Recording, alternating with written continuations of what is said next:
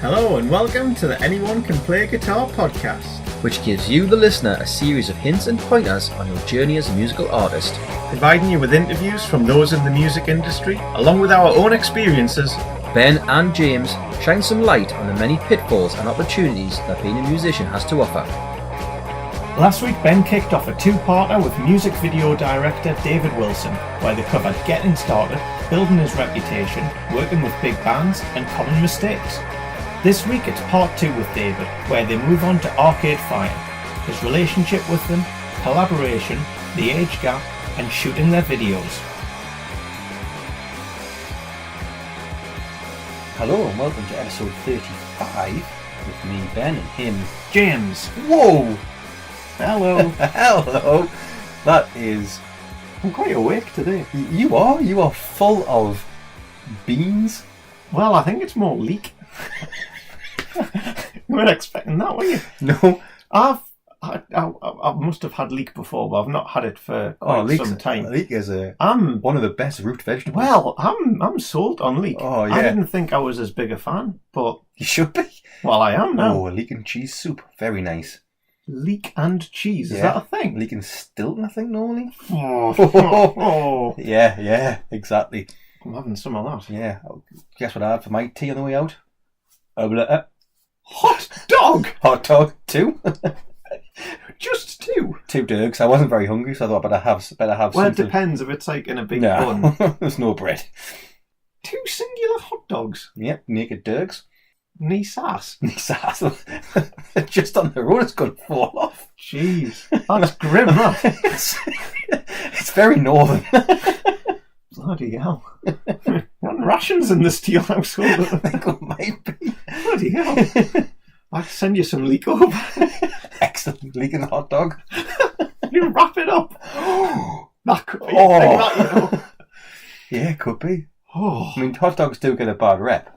I mean, they look Wahlberg cool. knows it. They look cool and they're full of protein. Let's be honest. Right, enough of that. Let's get back on topic. So, Part here we 2 are. of 2. Part 2 of 2. Yeah. Yes, excellent. And, well, I enjoyed part 1, I enjoyed part 2. Yeah.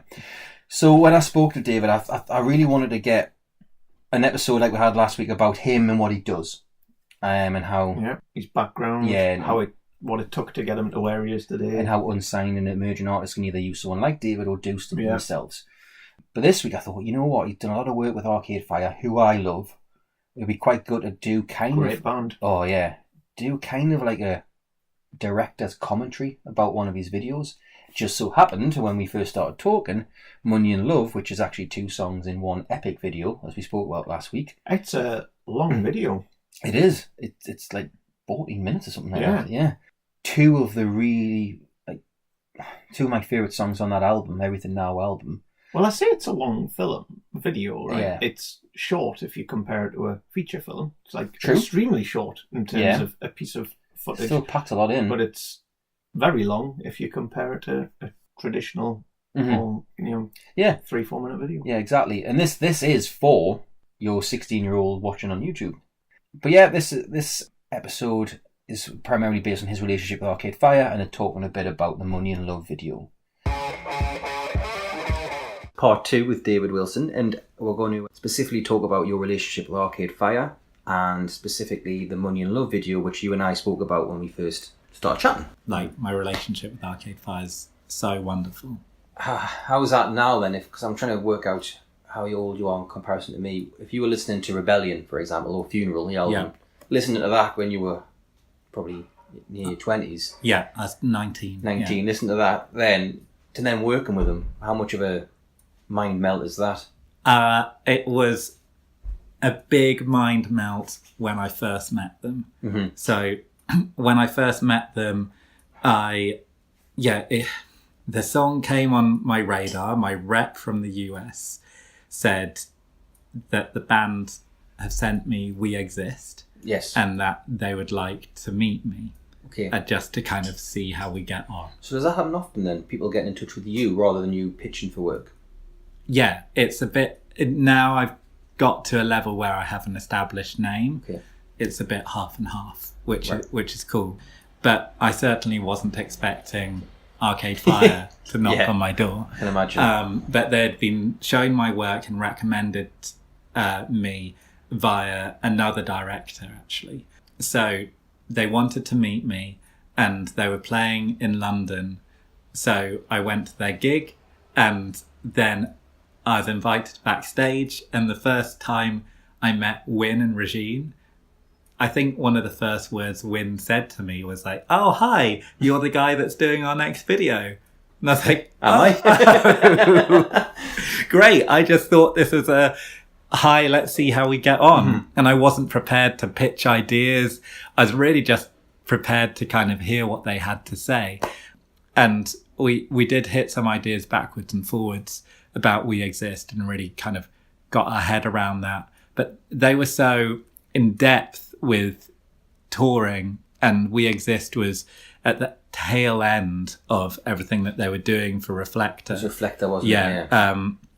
That Win's very, very heavily involved, actually, but we would never meet in person because he'd always be traveling. So it was phone calls and emails backwards and forwards, and we never really worked together on set because the band only feature in the video at the very end, you know, when they're on stage at Coachella. So it was after that, really on the Everything Now circuit, which has been for the past year and a half. Has that been that long? Yeah, well, we did the video for Money and Love over a year ago now. We started working on that, I think, January last year, and then we filmed it in April, May last year.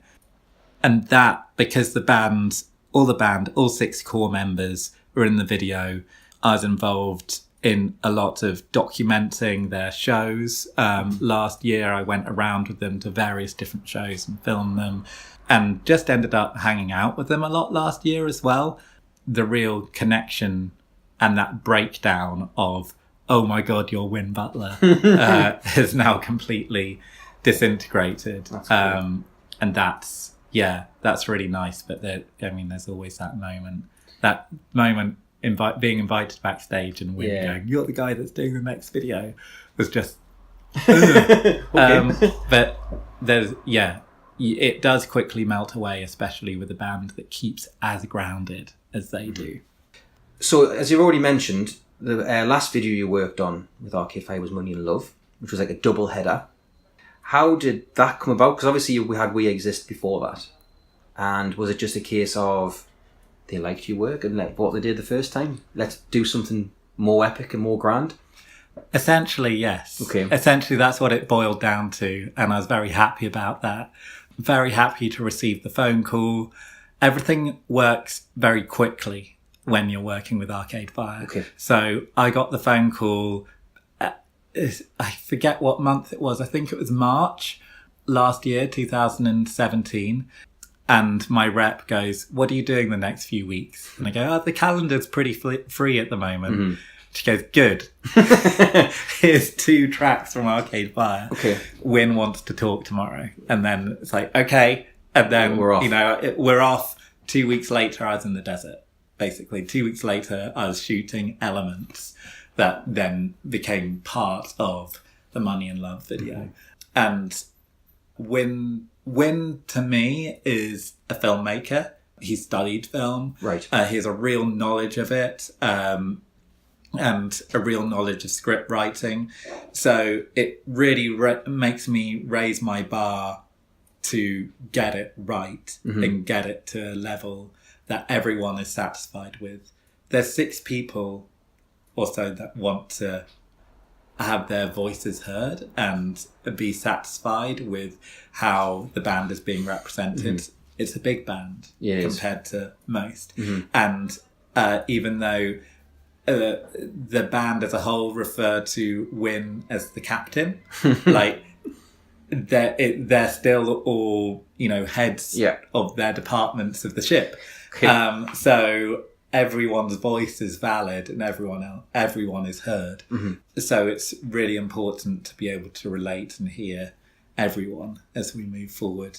So having that relationship and having that trust and knowing that there was this fusion between how I create my work and my vision and their cinematic music meant that we were off on the right foot to create something really big together. There was no figuring each other out. Right. We already knew each other. Yeah. And we already knew this collaboration worked. And I feel what we touched on earlier was this very exciting essence that is the fact that Funeral came out when I was 19 and Funeral really impacted me, and Neon Bible and The Suburbs, and just that age gap. There's about 5 years between us. Okay. That age gap means that I want to create the best work I possibly can for them. I feel like if the age gap was reversed, maybe it wouldn't have been there. Maybe this kind of aspirational, but you can't quite grasp it, reach that happens with a band that gets big when there's like something like 5 years between you, when you're 19 and they're 24 and you know, Funeral's released and they explode, means that they're just about graspable, but they're the cool kids in the year above you at school, you know? They'll always be the year above you at school. And you want to be in with the older group. I think that's what it is. So it means that every time I'm working with them, I'm really excited I'm in with the cooler kids from the year above. And I'm really pushing myself because to me, it's the loudest megaphone I have to like express myself as a filmmaker, and the biggest validation that I have because I respect their taste and their work so much. Yeah, that's good. So as we spoke about earlier and in the previous episode, a lot about collaboration. So the whole video's got that, I think we've mentioned this before we started recording, the sound of the slot casino, machines. Yeah, the casinos. And the video's got a whole casino, dystopian, futuristic, everything's for sale. Yes. It's the whole ethos of the album, I guess. Yes. It looks like a David Wilson piece and an Arcade Fire piece, which was just the point. But how much did you throw back ideas back and forth to end up where you ended up in the desert? So many ideas backwards and forwards. But the locations were always set. Okay. So the Everything Now sign, that billboard, was in Death Valley. And they were shooting the Everything Now video in Death Valley. And they wanted to have an element of the Put Your Money on Me video in the desert.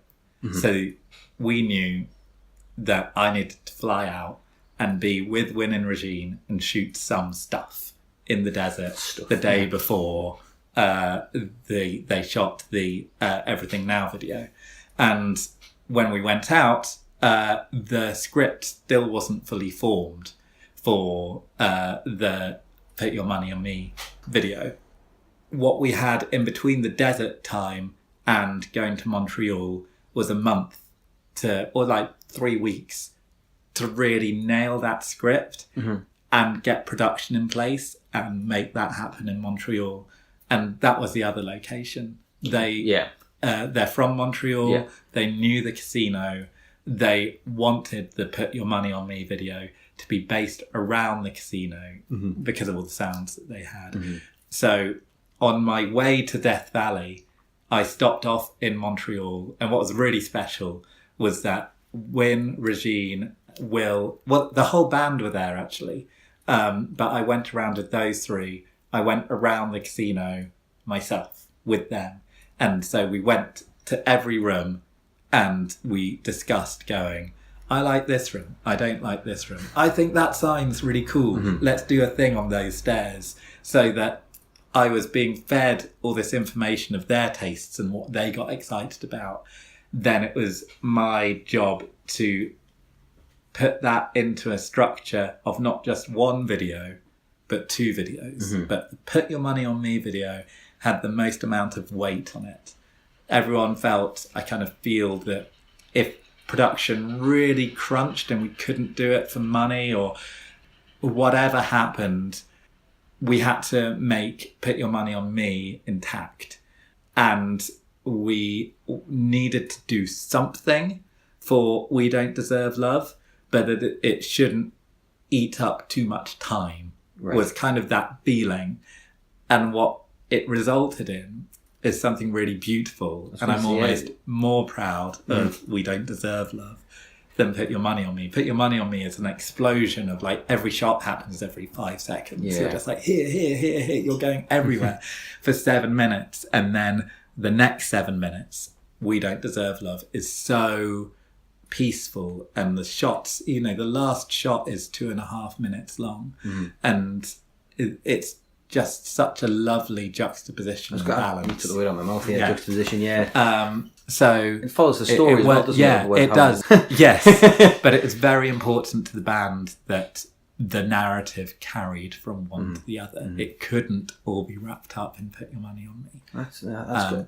So, yeah, it's a constant backwards and forwards. But again, it comes to that respect.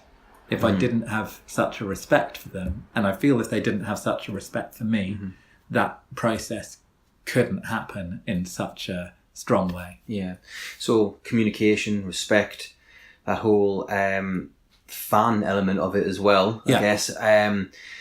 But I guess as well, it's bringing out the best in you as well.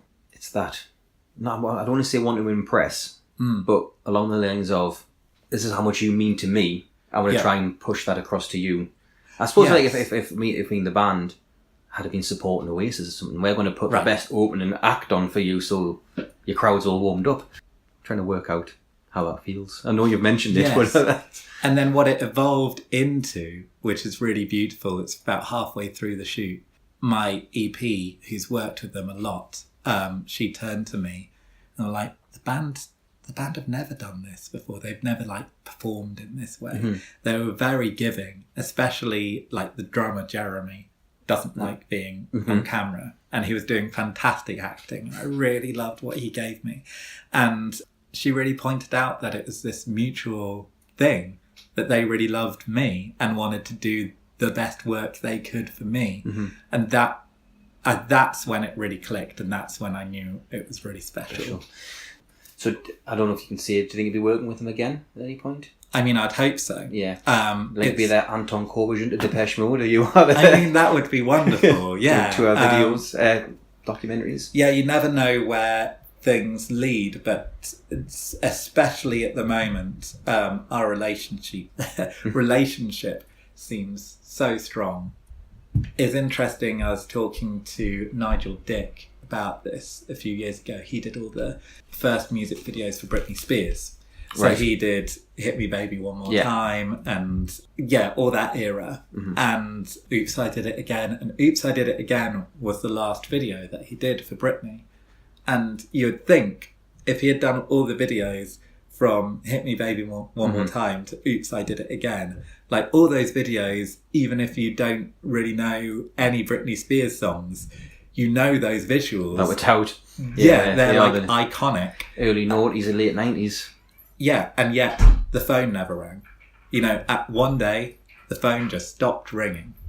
And as they say. Yeah, and that's, I think, what I realised from what Nigel said was that you've got to be prepared as a music video director, that no matter how close you feel you are, at some point, the band or the artist may go, you know what? I'm just going to mix things up. I'm just going to change everything over.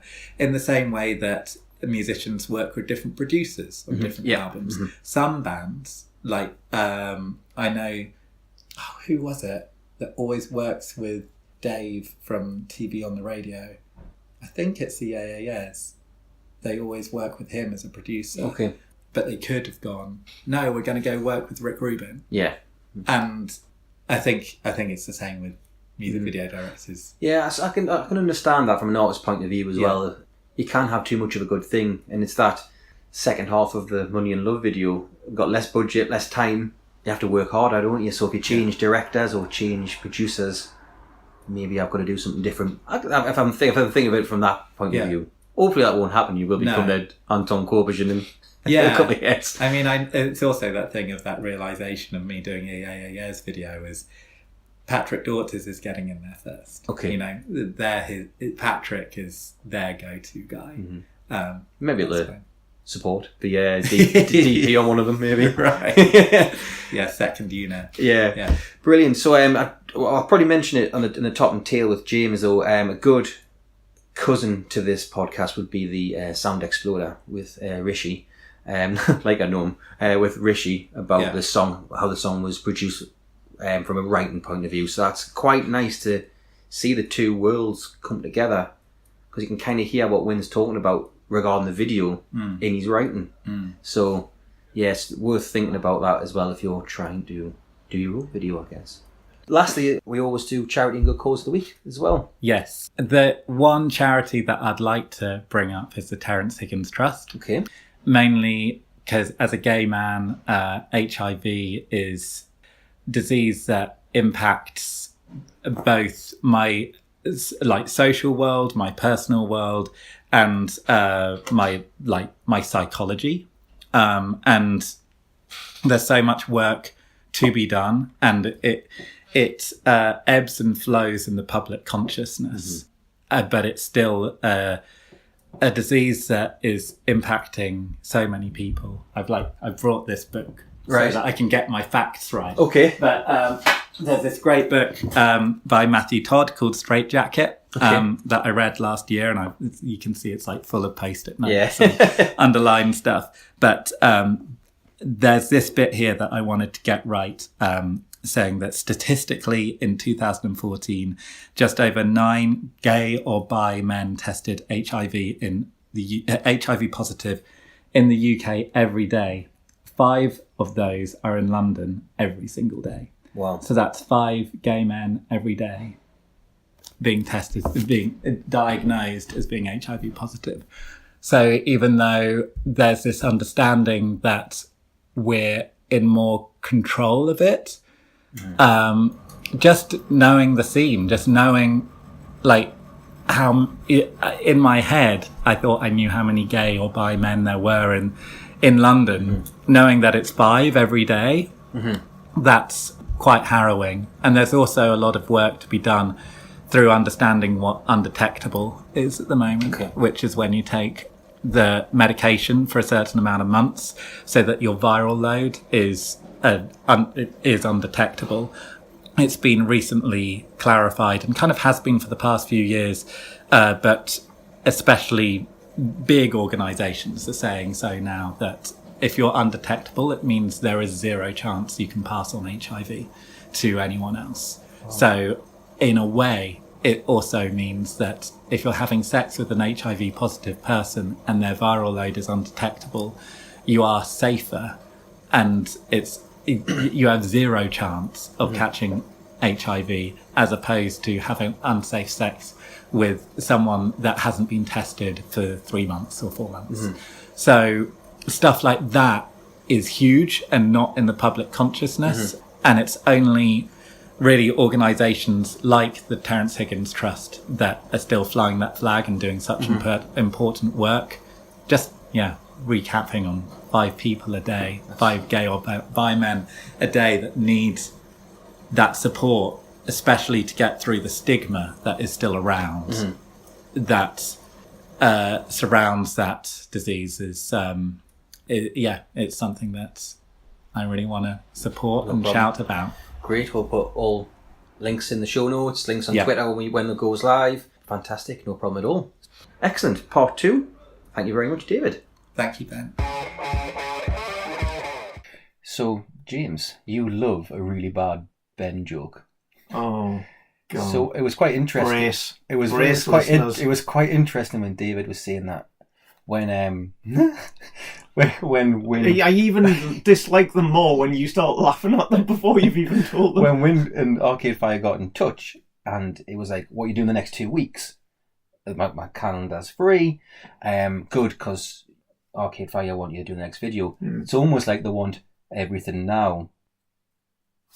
Yes, that you want to laugh. All right, don't cut that out. I think it's worth it. So yes, one of the good things, I'll just try and swiftly move on now. Oh no! Is I can't believe that's the bit that I'll have. Is I bet it was quite surreal for David to, I suppose, be about nigh on 10 years, be in love with a band like Arcade Fire, to suddenly get a call from Win Butler saying, meet Win Butler backstage at an Arcade Fire gig, going, "Oh, you're the person who's going to direct our new music video." Yeah, well, Be like no guys going, "Fancy coming on tour to play rhythm guitar?" Bowie coming up to me and going, "Do you want to do backing vocals on a track?" But I'm like, David, that's a change in direction, Mr. Bowie. Well, it would be massive, right? Yeah. And there's got to be an element of like, bloody hell. Like, firstly, it's like, it's them. Mm-hmm. And I wonder, I would like to be a fly on the wall to see how well he kept his cool. Yeah. Because I don't think I would. I remember when I met Dave Grohl and lied to him because I was so starstruck.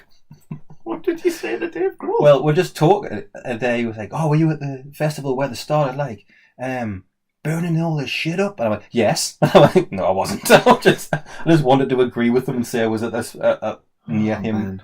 I know, but it's Dave Grohl, so this shouldn't be allowed at any time, really. When we get Dave Grohl on the show, I'm going to tell him that you lied to him. The first time I met him. Yeah. It's fair enough. It's okay. That's fine.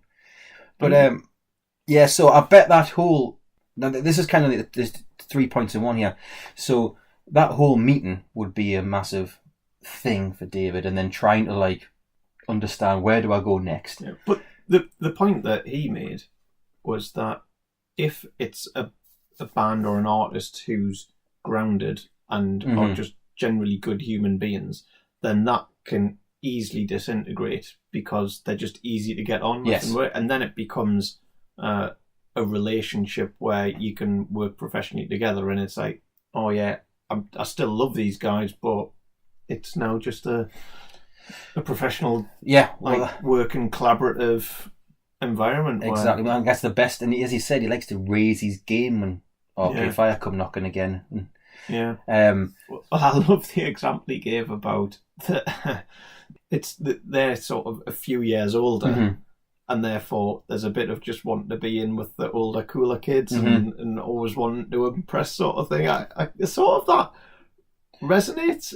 It does. I bet it does for you because you're a good footballer. I used to play with the older team, didn't you? So probably like, I want to play better today because these are the tall kids. Well, there's I think there is just something in that. Yeah, I think there is. In general, I mean, if you're a band and you're playing with an older, more established support band, then there's almost... I mean, we've spoke about this before, where you want to be on top form regardless, but there's a bit of, right, I really need to be on it tonight, sort of thing. Yeah, because when we played with... Well, a few of the artists that we played with, it was kind of like, yes, we used to listen to this band, whoever they may be, Cast or Oasis, and go, we used to listen to this band when we were 14. Now we're on the same stage. Yeah. More or less. Right. It's definitely a thing. Yeah. It's definitely a thing. Totally agree. Yeah. So, like the 3 phases is like, oh my God, I'm talking to Win of Arcade Fire. Keep my cool. Next one is, I'm actually working with them now. Therefore, I've got to raise my game because I know how much these albums meant to me growing up. And then all of a sudden, you have a working relationship, as you said, with one of his favourite bands, along with the Yeah Yeah Yeahs. Yeah. I mean, that is a weird transition. It's give and take, though, isn't it? Yes. They as Arcade Fire, from what you know about them, will be reasonably sensible, clever people, right? But they'll also realise the commitment and effort that David puts into doing their work, and the amount of effort and just sheer passion that he puts into their projects. They're going to be like, isn't it? Yeah. You know what? It almost makes them want, and I think he gave the example that he's had direct feedback that say, you know what, they tend to give a bit more to you when and he's created that working relationship and almost friendship, I guess, by the sounds of it, where they either feel more comfortable, or just because of the passion he brings to the table, that they'll just put more into the video performance. He was given the example where drummer, yeah, who just will just do a bit more, give a bit more, He and doesn't normally like doing it. yeah, and that's a great testament to David's commitment and ability as a music video director. Yeah, and they got in touch with him as well. So they've obviously saw something in his previous work, which will give you a bit of an ego boost, which is good because you probably need it in that situation when you're speaking to a band that you've enjoyed for so long, and then just taking it to that next level. I think it's brilliant, and like they have a lot of involvement as well, which is really important. Well, he was saying that Will himself studied film, and I never knew that, and has quite a good background in all things film in terms of just the end-to-end process, having very specific ideas. He was saying, so many ideas. Yeah, he was saying when they went into the casino and they were going through every sort of room in the building, had the various different ideas. Right, in this scenario, we could do this, this, and this, and so I can imagine that's twofold for someone like David. One, great, I've got a band brimming with ideas, so I can absorb all of that up like a sponge, and then just create, and shape things based on the want.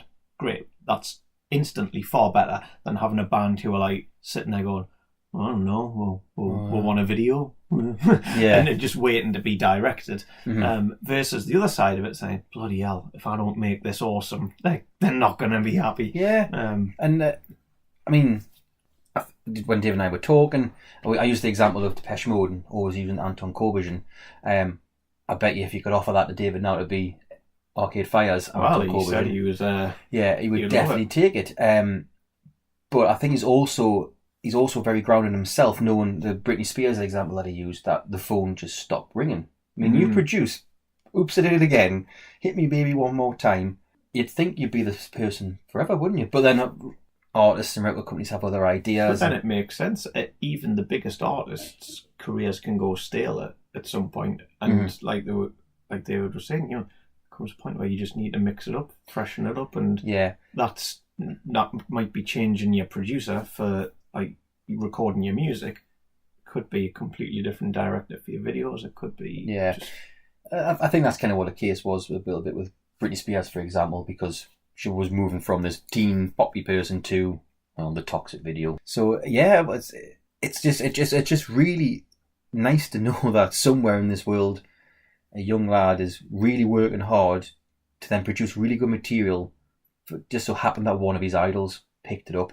I mean, it might not have been Arcade Fire, for example. It could have been someone who else he liked, but just not the same degree but of... It's twofold. His back catalogue of work got his foot in the door, and then the way he approaches working and how he impressed them was the thing that got the repeat customer, if you like. Yeah, I mean, we spoke about Paul Langley about attitude, and that doesn't mean like attitude, man, type of thing. It's like the right attitude to whatever you're doing. And in David's case, it's like, I want to produce the best piece of art that I can for this artist, and sometimes I won't even take a fee for it because I love the band so much. Yeah, well, that was interesting as well. Because he'll obviously make his money from other stuff, advertising we spoke about. A lot of like production houses, their money comes from feature films, and they'll just use music videos almost as a shop window, and often don't make a profit or make any money. Again, I was completely blind to the economics of how that works. So that was interesting in itself. Yeah. So I think one of the things I quite like, I just took away from it is you just never know what's going to happen. When you get it, grab it. Because as he said, I would quite like to know if the story was slightly different when you got the phone call saying that they want you in 2 weeks' time for like 2 months. If he was busy, what would have happened if he was busy? Halfway through a project with another act. Yeah. I've kind of got a feeling I know what might happen, as in, I'm going to work around this. I'm going to work it to my advantage, as we all do. And you would have to, wouldn't you? You'd be kicking yourself if like... Yeah, but then there's professionalism. If you've committed your time to someone else, again, I don't think he's the type of person who would just like not at all bail on whoever he was currently doing something on. So but again, I suppose the band would have worked with them and said, like, we'll do it this way. Can you get to the desert in 2 weeks for a day and then come back home? Because this is what David does. like literally in London one day, I'm back in Amsterdam tomorrow, then I'm off to Mexico. Just like that. Yeah. Interesting. Yeah. It's Good Cause of the Week, Charity of the Week. Very close to David's...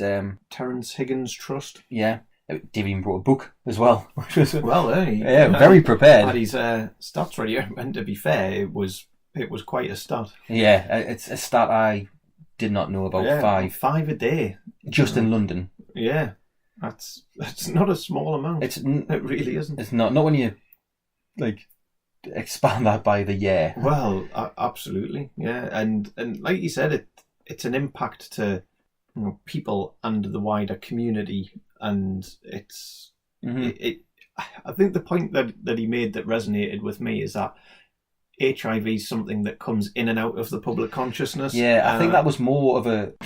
well, it's like anything, there's only a finite amount of things that can be in the news or the public consciousness at any one point in time in general. So it's not like this or any other scenario is always going to be in there. But yeah, happy to give the shout out. Yeah, and one of the good things is I've heard on other interviews is that it's a disease now that people can live with. Back in the day, it wasn't. Now the research is really good. It just needs to be more in the public conscious, and that's and people need to know more about it. I think as he said himself, about the stigma attached to it is probably a big part of the problem as well. So there's a lot of good work being done in that area. Part of the reason that highlighting this charity. Indeed. Coming up next week, we start a 2-part episode with digital marketing entrepreneur Stacey Kegel, where we talk about marketing strategies, having clear objectives, and testing your market. We've reached the end of this week's episode of Anyone Can Play Guitar podcast. Big thank you for tuning in, and remember to stop by iTunes or wherever you get your podcasts from and subscribe so that you never miss an episode. While you're there, it would be amazing if you could leave a rating and a review. All the show notes can be found at www.acpgmusic.com, and if you want to get in touch, email us your questions, any feedback and any suggestions to info@acpgmusic.com. That's it for now. Keep supporting upcoming artists, and we'll catch you next time.